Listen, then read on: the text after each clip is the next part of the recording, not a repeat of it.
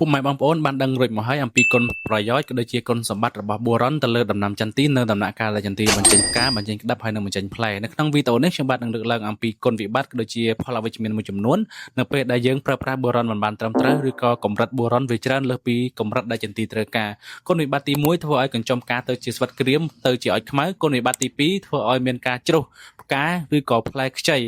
ពីព្រោះអីនៅពេលដែលកំហាប់បូរ៉ុនច្រើនពេកធ្វើឲ្យចន្ទីពុលជាហេតុរំខានដល់ដំណើរការលូតលាស់នៃកោសិកាគុណវិបត្តិទី3គឺធ្វើឲ្យរំខានដល់ការស្រូបយកសារធាតុចិញ្ចឹមសំខាន់មួយចំនួនដូចជាផូស្វ័រប៉ូតាស្យូមហើយនិងដែកគុណវិបត្តិទី4ធ្វើឲ្យថយចុះនៃការលូតលាស់របស់ដំណាំចន្ទី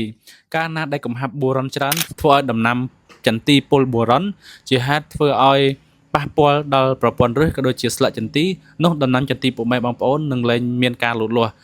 គុណវិបត្តិទី5គឺធ្វើឲ្យដំណាំចន្ទីពុកម៉ែបងប្អូនថយចុះនៃទិន្នផលដោយសារតែកំហាប់បូរ៉ុនខ្ពស់ធ្វើឲ្យចន្ទីដែលវាលូតលាស់មិនពេញលេញ